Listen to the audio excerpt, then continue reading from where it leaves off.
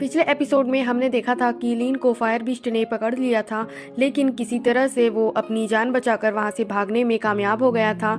इसके बाद वो कहने लगता है कि ये फायर बीस्ट असल में ट्रांसफॉर्मेशन पीरियड के हैं, जो कि ग्रुप में आकर कल्टिवेटर पर हमला करने लगते हैं और उन्हें पकड़ लेते हैं। लेकिन अब हेवनली पर्ल ने बीस्ट किंग को निगल लिया था और इसीलिए मुझे इसे अपनी जान बचाने के लिए शुक्रिया कहना चाहिए। लेकिन इसी बीच फिर से आग भड़क उठती है। वो अपनी पावर का इस्तेमाल करके उस पर हमला कर देते हैं। इसीलिए लीन भी जल्दी से यहाँ से भाग जाता है और फिर किसी तरह से वो यहाँ पर लगी सील को तोड़ता है और यहाँ से निकल जाता है। इसी दौरान वो फायर बीस्ट इससे टकरा जाते हैं और वो वहीं पर गिर जाते हैं और ये देखकर लीन कहता है कि मैं इस सील की वजह से आज बच गया और अब मुझे जल्दी बर्निंग किंगडम से बाहर जाना होगा। लेकिन दूसरी तरफ हम देखते हैं कि वो फायर बीस्ट भी इतनी आसानी से हार मानने वाला नहीं था। इसीलिए वो तुरंत अपनी पावर का इस्तेमाल करके यहाँ के सील पर हमला करना शुरू कर देते हैं ताकि वो इसे तोड़कर यहाँ से निकल सके। लेकिन इसी बीच हम देखते हैं कि वॉर टेम्पल के एंसेस्टर को भी इस बारे में पता चल गया था।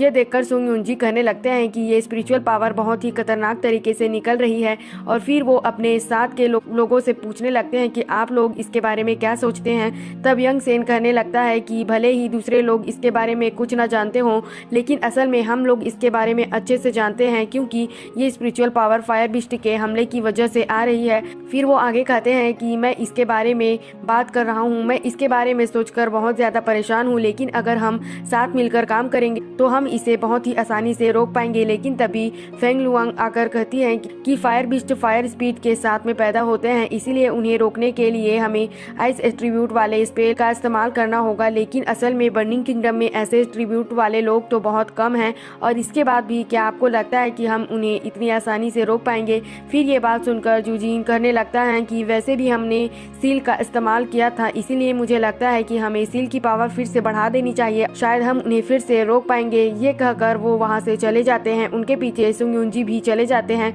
मैं सभी एंसेस्टर को इस बारे में ऑर्डर देना चाहता हूँ ताकि वे सभी अपने डिसेबल के साथ में वहाँ आए और इसे रोकने की कोशिश करें। वहीं दूसरी तरफ हम देखते हैं कि लिगू एक छोटे से बच्चे के सामने आ गया था और कहने लगता है कि आखिरकार आज मुझे मेरा पसंदीदा खाना मिलने वाला है। लेकिन जैसे ही वो लड़के पर हमला करने वाला होता है, लीन तुरंत अपनी लाइटनिंग पावर का इस्तेमाल करता है और उसे वापस अपनी ओर खींच लेता है। तब हमें पता चलता है कि वो यहाँ हेवनली पर्ल के वुड एट्रीब्यूट को रिफाइन करने की कोशिश कर रहा था और कहता है कि इसके वाटर और फायर स्पिरिचुअल एट्रीब्यूट पूरी तरह से परफेक्ट हो चुके हैं। इसके अलावा वुड एट्रीब्यूट भी आधे लेवल तक परफेक्ट हो चुका है और इसीलिए जैसे ही इसके गोल्ड और अर्थ एट्रीब्यूट भी पूरी तरह से परफेक्ट हो जाएंगे, तब तो इस तरह से वो इसके पांचों एट्रीब्यूट को एक साथ में आ जाएंगे और फिर पता नहीं कि इसमें से कौन सी पावर बाहर आएगी। फिर इस तरह से हम देखते हैं कि जैसे ही वह लिगू की तरफ देखता है, तब इस बात से उसकी हालत काफी ज्यादा खराब हो गई होती है और फिर वह कहने लगता है कि प्लीज आप मुझे इसके लिए मुझे माफ कर दो। फिर यह सुनने के बाद लीन उससे कहता है कि तुमने फिर से यहाँ से भागने की कोशिश की है और इसीलिए तुम्हें मरने के लिए तैयार हो जाना चाहिए। जिसके बाद हम देखते हैं कि लिगू फिर से उसके सामने माफी मांगने लगता है, लेकिन साथ ही उसे हैरानी होती है कि वो वहाँ से भागने में कैसे कामयाब हो गया। इसके बाद हम देखते हैं कि वह अपने पास मौजूद 2 जेट स्लीप को चेक करता है, जहां उसे पता चलता है कि सूरज टेक्निक में 6 लेवल होते हैं और इसे रिफाइन करने के लिए उसे लोगों को मारना पड़ेगा। अब इसके साथ ही उसे पता चलता है कि इसे रिफाइन करना इतना भी आसान नहीं है, क्योंकि अगर उसे इस स्किल प्रैक्टिस करना है तो उसे हर दिन एक व्यक्ति को मारना पड़ेगा।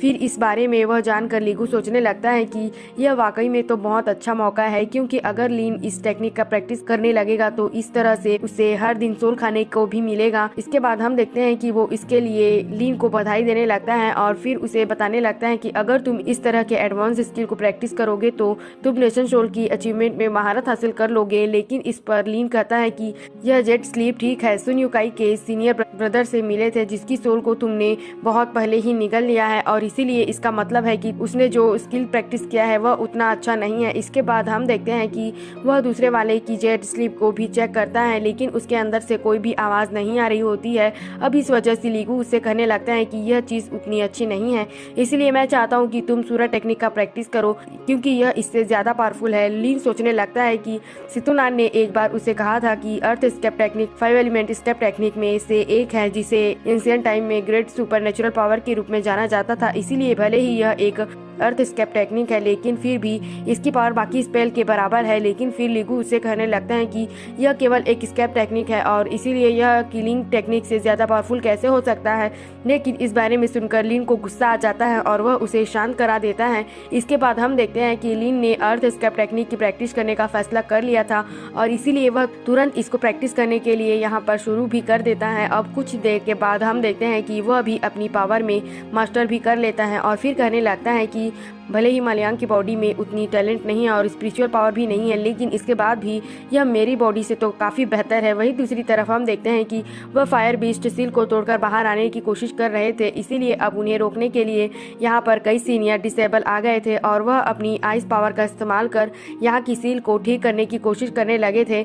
अब इस तरह से वह सब मिलकर अपनी पावर का इस्तेमाल करने लगते हैं और इस तरह वह यहाँ के सील को भी ठीक करने में सफल हो जाते हैं। अब इस वजह से हम देखते हैं कि वह सभी इस बात से काफ़ी ज़्यादा खुश हो जाते हैं और उन्हें लगने लगता है कि अब वह यहाँ पर पूरी तरह से सुरक्षित है। लेकिन फिर हम देखते हैं कि जैसे ही वो यहाँ से आने लगते हैं, अचानक से वह फायर बीस्ट उस सील को तोड़कर बाहर आने लगते हैं। अब इस वजह से हम देखते हैं कि वह सब इस बात से पूरी तरह से हैरान हो गए थे और उन्हें समझ नहीं आ रहा था कि आखिरकार यह सील अचानक से कैसे टूट गई। लेकिन असल में अब फायर बीस्ट ने उन पर हमला भी करना शुरू कर दिया था। तभी वो सभी अपनी जान बचाने के लिए तुरंत वहाँ से भागने लगते हैं, क्योंकि अब यहाँ रहना उनके लिए किसी भी तरह से सुरक्षित नहीं था।